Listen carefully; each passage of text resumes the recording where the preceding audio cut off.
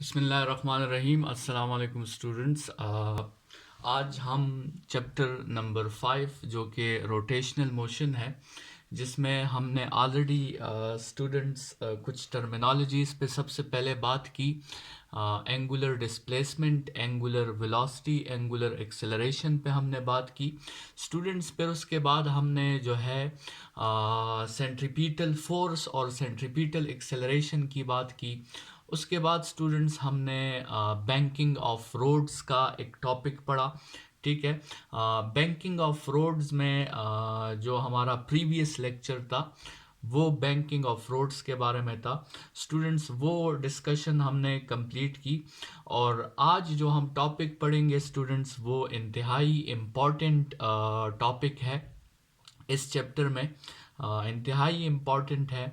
और उस टॉपिक को हम कहते हैं मोमेंट ऑफ इनर्शिया।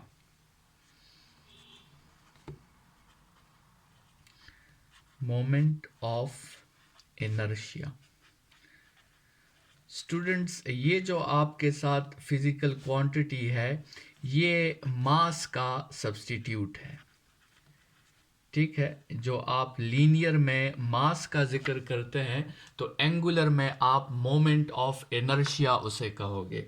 मतलब इसी मोमेंट ऑफ इनर्शिया को आप जो है नाम दे सकते हो रोटेशनल मास का। रोटेशनल मास भी इसे कहा जाता है और इसे जो है रोटेशनल इनर्शिया भी कहा जाता है। रोटेशनल मास कहा जाता है इसे, या इसे आप कह सकते हैं रोटेशनल इनर्शिया, और या आप इसे कह सकते हैं एंगुलर मास। ये इसके मुख्तलिफ नाम है, रोटेशनल मास, एंगुलर मास या रोटेशनल इनर्शिया भी इसे कहा जाता है। तो स्टूडेंट्स, अगर आपने इस टॉपिक को समझना है मोमेंट ऑफ इनर्शिया को, तो उससे पहले जो है वो आपको मास जो है वो समझना होगा कि मास क्या चीज़ है। और मास ऑलरेडी आपने न्यूटन सेकेंड लॉ से, अगर आपको याद हो तो हमने न्यूटन सेकेंड लॉ में रोल ऑफ मास पढ़ा था कि what is the role of mass. और उसमें स्टूडेंट्स हमने बात की थी कि मास की वजह से हर क्वांटिटी में इनर्शिया होती है, और इनर्शिया वो प्रॉपर्टी है जिसके हेल्प से वो फोर्स को रेजिस्ट करता है। So mass is a property by which a body resists the force and tries to maintain its state. ठीक है, ये हमने मास की डिफिनीशन की थी according to Newton second law of motion. लेकिन स्टूडेंट्स, यहाँ पे हम मोमेंट ऑफ इनर्शिया जो है वो डिफाइन करेंगे। तो जिस तरह हमने कहा था कि मास जो है वो फोर्स को अपोज करता है, बिल्कुल उसी तरह मोमेंट ऑफ इनर्शिया किसे अपोज करेगा? मोमेंट ऑफ इनर्शिया आपके साथ टॉर्क को अपोज करेगा। तो सबसे पहले स्टूडेंट्स हम इसकी डिफिनीशन मेंशन कर लेते हैं। हम मोमेंट ऑफ इनर्शिया को कैसे डिफाइन कर सकते हैं?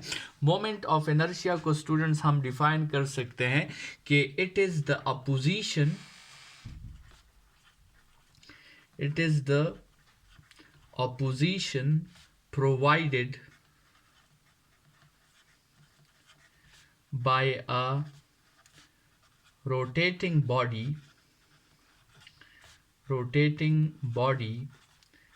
to torque. Moment of inertia क्या है? It is the opposition provided by a rotating body to torque. ठीक है, and this property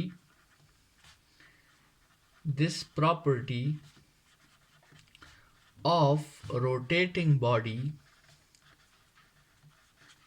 this property of rotating body helps the body to maintain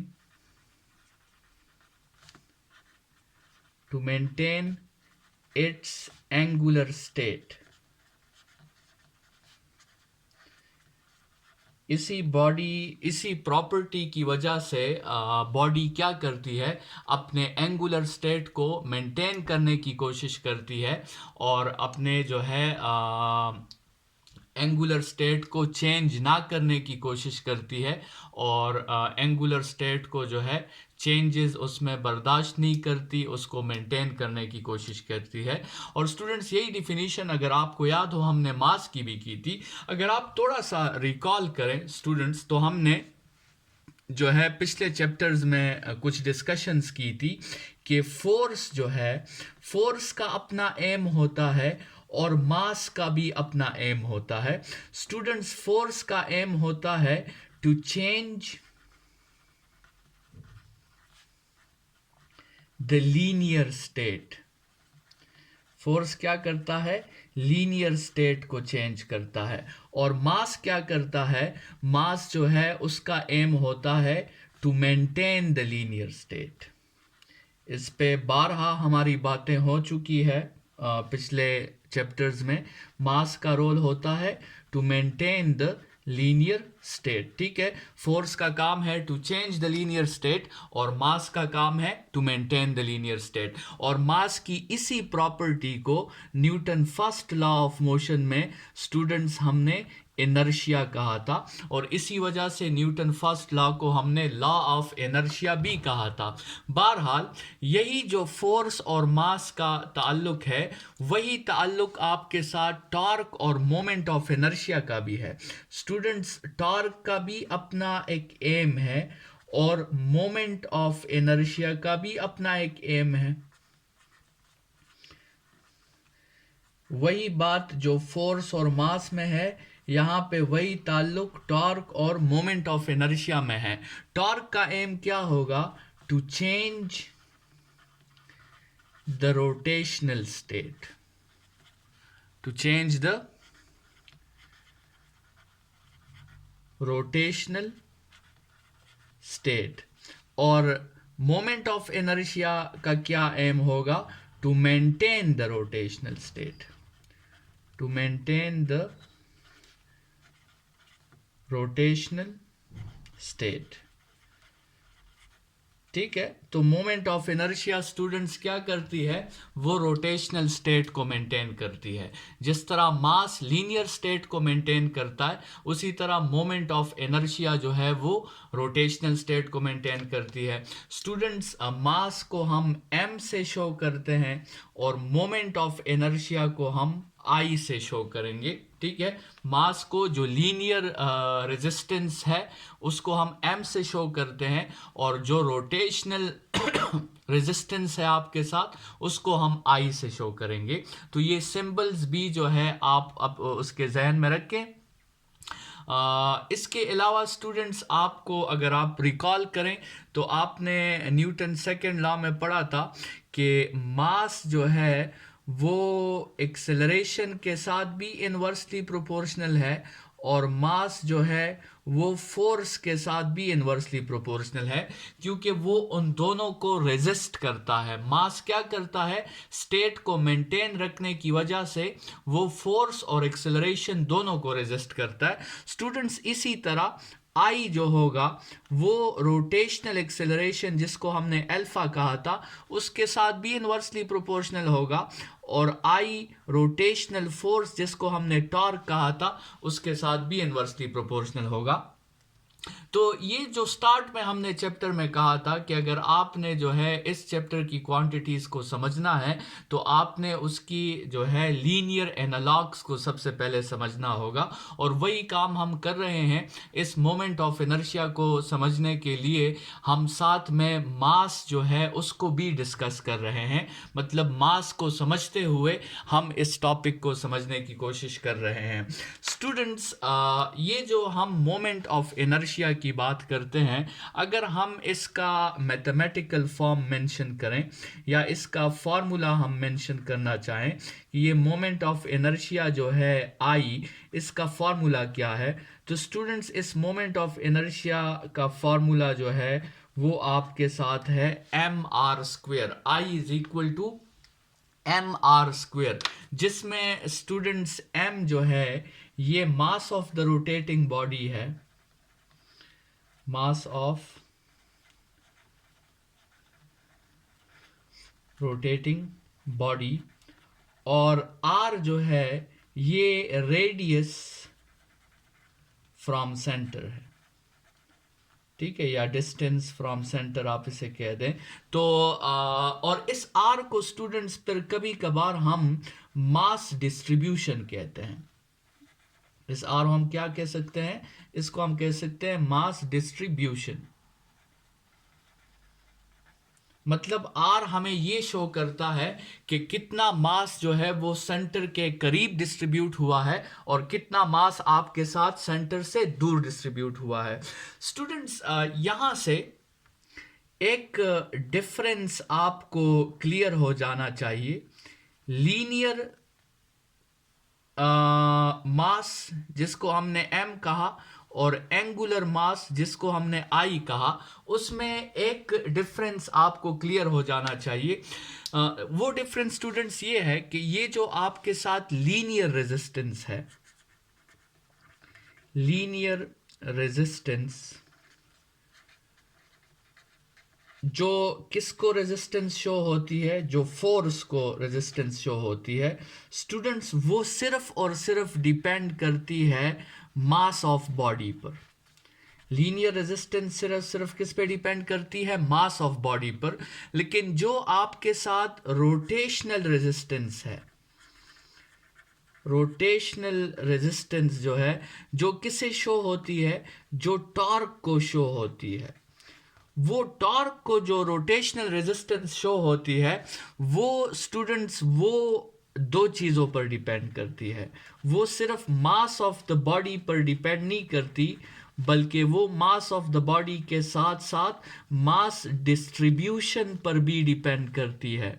mass distribution का मतलब ये है कि वो इस पे भी डिपेंड करती है कि वो मास जो है वो सेंटर के करीब पड़ा हुआ है या वो सेंटर से दूर पड़ा हुआ है। ठीक है, आप यहाँ पे देख सकते हैं कि लीनियर रेजिस्टेंस सिर्फ मास पर डिपेंड करता है, लेकिन रोटेशनल रेजिस्टेंस जो है वो मास पर भी डिपेंड करता है और मास के साथ साथ वो मास की डिस्ट्रीब्यूशन पर भी जो है वो डिपेंड कर सकता है। स्टूडेंट्स यहां से एक और फर्क भी आपको लीनियर रेजिस्टेंस और रोटेशनल रेजिस्टेंस में क्लियर हो जाना चाहिए। लीनियर रेजिस्टेंस जो होता है स्टूडेंट्स, लीनियर रेजिस्टेंस इसे कहें या लीनियर अपोजिशन इसे कहें, जो भी आप इसे कहें, और ये अपोजिशन किसको प्रोवाइड होती है, ये प्रोवाइड होती है फोर्स को। स्टूडेंट्स ये लीनियर अपोजिशन या लीनियर रेजिस्टेंस जो होती है, चूंकि ये सिर्फ और सिर्फ मास पर डिपेंड करती है, तो उसकी वजह से ये लीनियर रेजिस्टेंस हमेशा कांस्टेंट होती है।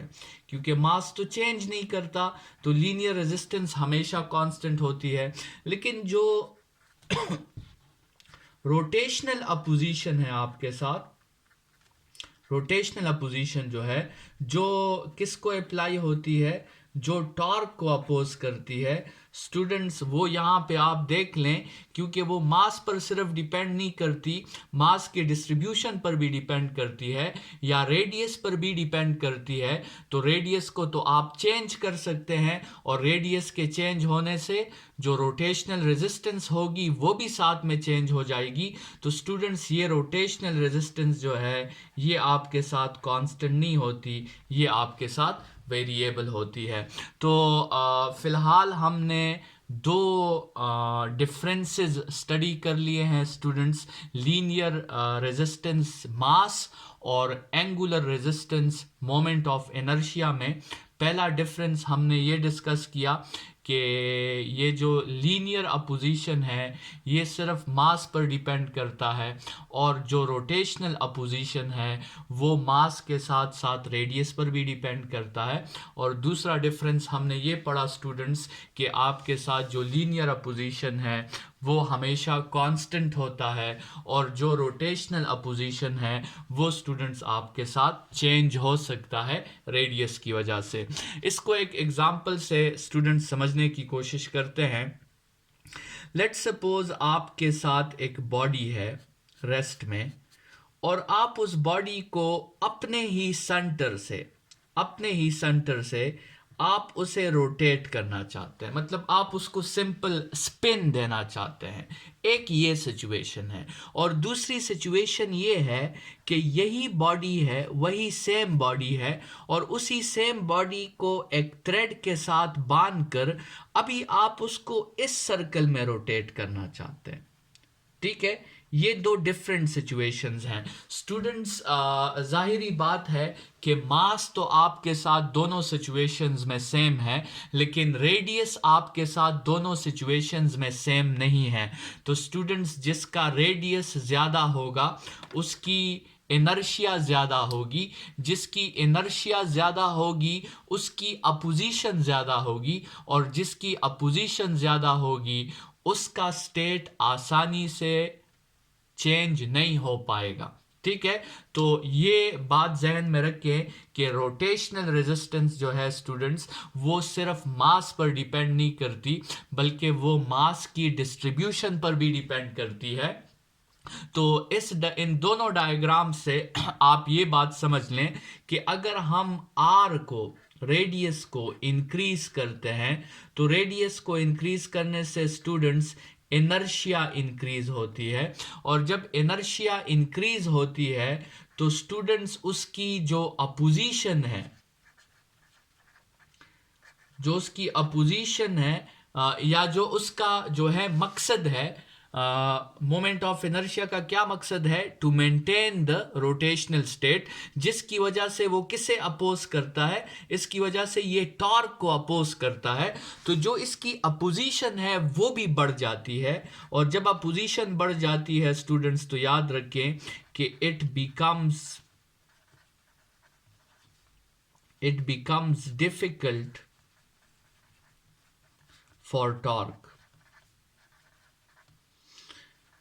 for torque to change state। फिर टॉर्क के लिए उसका स्टेट चेंज करना स्टूडेंट्स जो है ये मुश्किल हो जाता है। तो स्टूडेंट्स, ये हमने जो है थोड़ी सी मोमेंट ऑफ इनर्शिया पे थोड़ी सी डिस्कशन जो है वो हमने कर ली है। इसके बाद जो है स्टूडेंट्स, हम क्या करना चाहते हैं कि हम एक पॉइंट बॉडी लेते हैं, और उस पॉइंट बॉडी के लिए ये जो फार्मूला हमने ऑलरेडी मेंशन किया है, इस फार्मूला को हम प्रूव करने की कोशिश करते हैं। तो हेडिंग स्टूडेंट्स हमारा बड़ा सिंपल है, और वो है moment of inertia for a point body. Moment of inertia for a point body.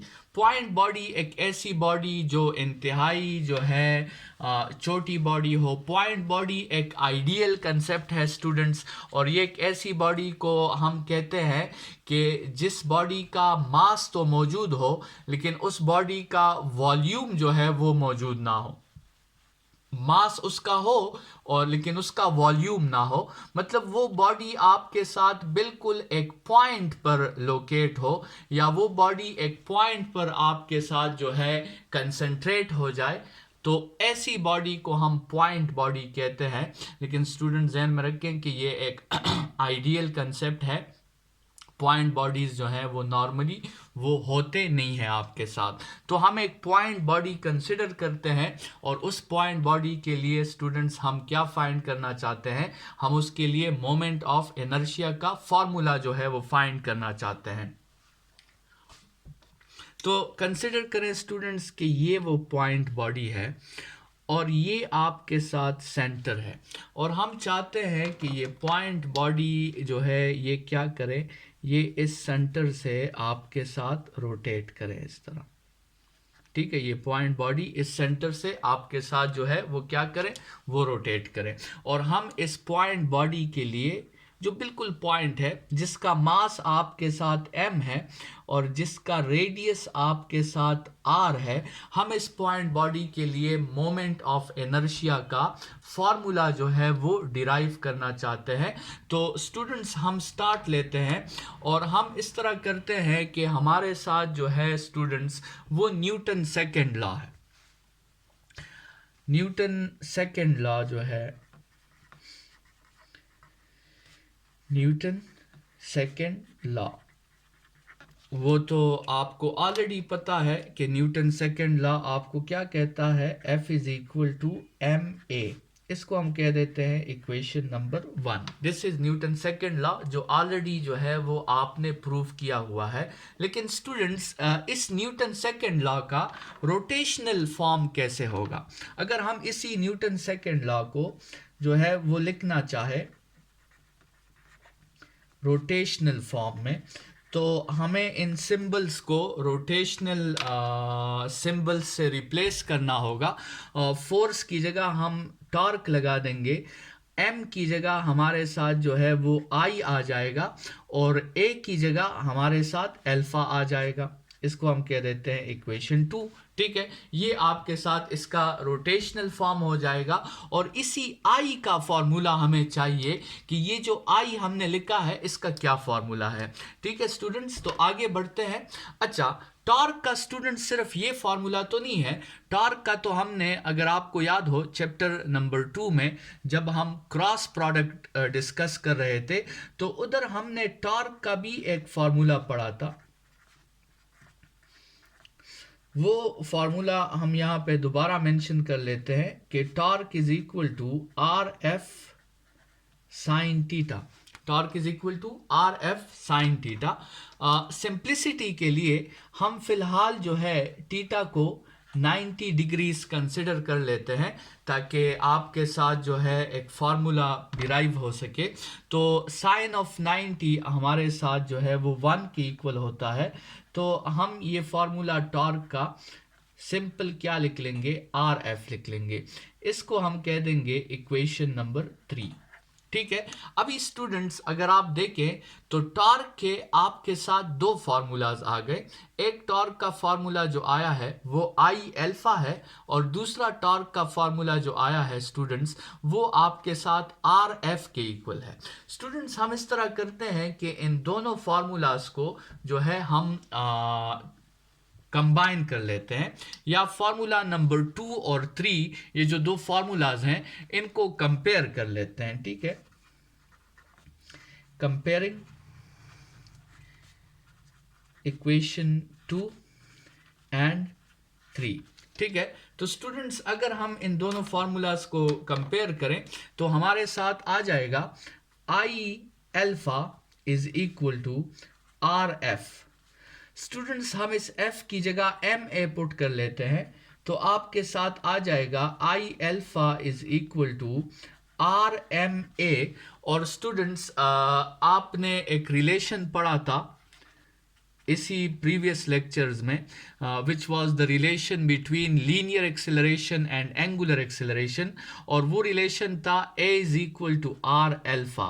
अगर स्टूडेंट्स यहाँ से आप ये a की वैल्यू यहाँ पे पुट कर दें तो आपके साथ आ जाएगा I alpha is equal to r m r alpha, और ये आपके साथ एम आर स्क्वेयर के इक्वल हो जाएगा। तो I alpha is equal to m r square alpha. यहाँ से ये अल्फा अल्फा आप कैंसिल कर लें तो स्टूडेंट्स आई का फॉर्मूला आपके साथ आ जाएगा एम आर स्क्वेयर, जो हम प्रीवियसली ऑलरेडी लिख चुके हैं। उस फॉर्मूला को स्टूडेंट्स हमने प्रूफ करके दिखा दिया। तो आपके साथ मोमेंट ऑफ इनर्शिया का जो फॉर्मूला है वो आपके साथ है एम आर स्क्वेयर। तो ये आपके साथ मोमेंट ऑफ इनर्शिया का फॉर्मूला है फॉर अ पॉइंट बॉडी। लेकिन स्टूडेंट्स, अगर आपके साथ बॉडी जो है वो पॉइंट बॉडी नहीं है, पॉइंट बॉडी नहीं है का मतलब ये है कि वो एक इररेगुलर शेप बॉडी है, तो फिर आपको क्या करना होगा। लेट्स सपोज एक दूसरी हेडिंग में moment of inertia for a irregular shape body,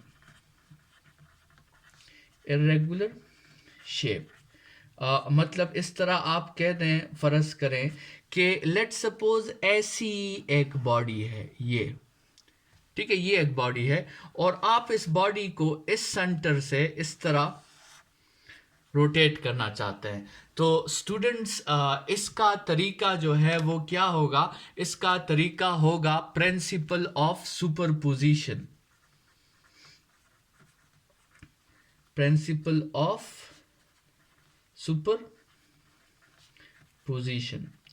कुछ याद आया स्टूडेंट्स? हमने वर्क के चैप्टर में भी ये प्रिंसिपल अप्लाई किया था। स्टूडेंट्स हमें करना ये होगा कि हमें ये सारी बॉडी जो है ये हमें डिवाइड कर देनी है स्मॉल स्मॉल मासेस में। इस सारी बॉडी को हम क्या कर देंगे, इसको हम स्मॉल स्मॉल मासेस में डिवाइड कर देंगे। इस तरह जितने स्मॉल पीसेस हम बना सकते हैं आंसर हमारा उतना जो है वो एक्यूरेट आएगा। ठीक है, तो हमने इसको स्मॉल स्मॉल पीसेस में डिवाइड कर दिया। इस बॉडी को लेट सपोज हमने M1 कह दिया, इस बॉडी को हमने M2 कह दिया, लेट सपोज इस बॉडी को हमने M3 कह दिया, इस बॉडी को हमने M4 कह दिया और लेट सपोज इस बॉडी को हमने Mn कह दिया। n मासेस में हमने इसे डिवाइड कर दिया। और स्टूडेंट्स हर मास का अपना रेडियस होगा।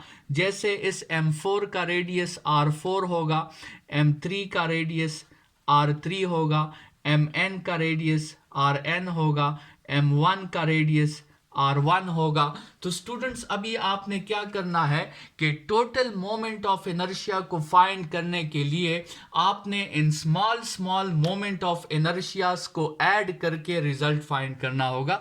मतलब सबसे पहले आप इस M1 का मोमेंट ऑफ इनर्शिया फाइंड करें, जिसे आप I1 कह दें, और I1 का फॉर्मूला आप लिख लें, वो होगा M1R1 स्क्वायर। फिर I2 फाइंड कर ले, वो होगा M2R2 स्क्वायर।